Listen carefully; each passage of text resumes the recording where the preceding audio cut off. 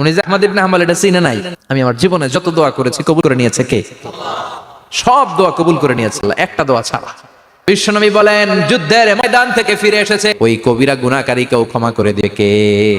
প্রচন্ড শীতের রাত, উনি মাগরিবের নামাজ এশারের নামাজ পড়ে একটা মসজিদে শুয়ে পড়লেন, আর শুয়ে শুয়ে হাদিস পড়তেছেন, আর মনে মনে ভাবলেন রাতটা মসজিদে কাটায় দেই, ফজরের নামাজ পড়ে আবার বেরোবো। কিন্তু দারোয়ান এসে বলে মসজিদে থাকতে পারবেন না, ওঠেন। দারোয়ান আছে না, কথা কন। আহমদ ইবনে হাম্বল বললেন, আমি শুধু রাতটা থাকতে চাই, আমি তো ফজরেরও মুসল্লি, ফজর নামাজ পড়বো তো এই মসজিদে, আমার থাকতে দাও। দারোয়ান তো দেয় না, মসজিদে থাকার জায়গা না, যান মিয়া। উনি যে আহমদ ইবনে হাম্বল এটা চিনে নাই, থাকতে দেয় না। কি করবে এখন? উনি কাঁথা গুছিয়ে হাদিসের কিতাব নিয়ে কাদের মধ্যে ব্যাগ নিয়ে মসজিদ থেকে বের হয়ে গেলেন। কি আর করবেন, প্রচন্ড শীত, আর কাঁপতেছেন, বুড়ো মানুষ। পথিমধ্যে দেখলেন বাজার একজন খাব্বাজ, শাবুন খাব্বাজ, যুবক রুটি বিক্রেতা। সে রুটি বিক্রি করে, চুলার মধ্যে রুটি সেকে।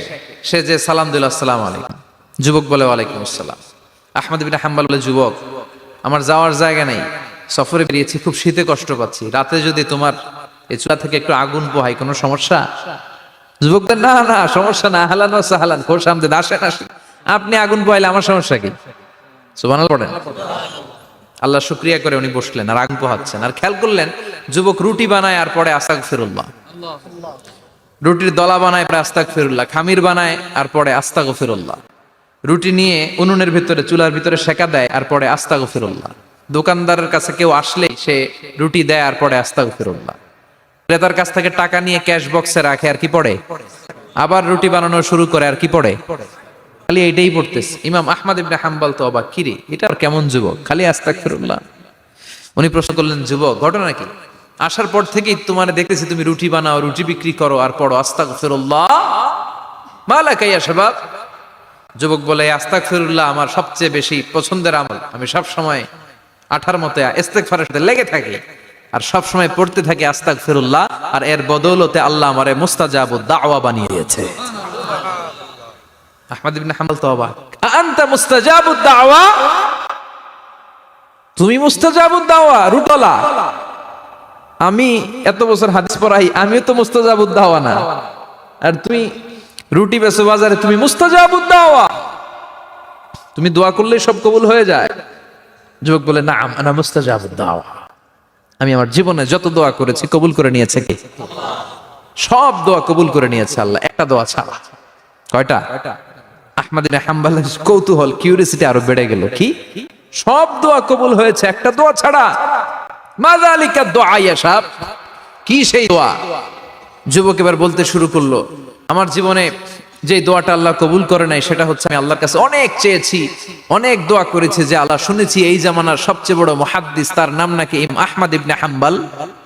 আল্লাহ তোমার কাছে আমার চাওয়া, আমি যেন এই ইমাম আহমদ ইবনে হাম্বলরে দেখে মরতে পারি, আমি যেন ইমাম আহমদ ইবনে হাম্বলের হাতে হাত রেখে মুসাফা করতে পারি আর তার কপালে একটা চুমু এঁকে দিতে পারি। আহমদ ইবনে হাম্বল আবেগপ্রবণ হয়ে গেলেন, চোখের পানি ছেড়ে দিলেন, বললেন, যুবক তোমার এই দোয়াটাও কবুল হয়ে গিয়েছে। আহমদ ইবনে হাম্বলের দেখার সাক্ষাৎ পাওয়ার জন্য আহমদ ইবনে হাম্বলের বাড়িতে তোমার যাওয়ার দরকার নাই, আহমদ ইবনে হাম্বল তোমার দরবারে ছুটে এসেছে। আনা আহমদ ইবনে হাম্বল মুহাদ্দিসুদ দাহর, আমি নিজেই আহমদ ইবনে হাম্বল। যুবক চোখের পানি ছেড়ে দেয়, আহমদ ইবনে হাম্বল চোখের পানি ছেড়ে দেয়।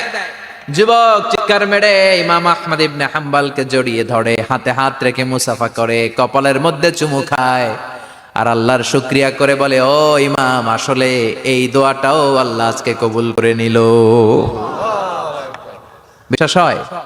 সবসময় ইস্তেগফার পড়লে আপনার দোয়াগুলো এইভাবে কবুল করে নিবে কে? এজন্য বিশ্বনবী সব সময় নামাজে সালাম ফেরানোর পরে পড়তেন আস্তাগফিরুল্লাহ। কি পড়তেন? 3 বার পড়তেন আস্তাগফিরুল্লাহ, আস্তাগফিরুল্লাহ, আস্তাগফিরুল্লাহ। পড়তে রাজি আছেন? ইস্তেগফারের অনেকগুলো আলফাজ আছে, সবচেয়ে ছোট ইস্তেগফার হচ্ছে আস্তাগফিরুল্লাহ, আস্তাগফিরুল্লাহ। আর আছে আস্তাগফিরুল্লাহ আল্লাযী লা ইলাহা ইল্লা হুয়াল হাইয়ুল কাইয়্যুম আতুবু ইলাইহি, বিশ্বনবী বলেন, যুদ্ধের ময়দান থেকে ফিরে এসেছে এরকম কবিরা গুনাহ অবলম্বনকারীও যদি আস্তাগফিরুল্লাহ আল্লাযী লা ইলাহা ইল্লা হুয়াল হাইয়ুল কাইয়্যুম ওয়া আতুবু ইলাইহি পড়ে, ওই কবিরা গুনাহকারীকেও ক্ষমা করে দিবে কে? পড়তে রাজি আছেন তো?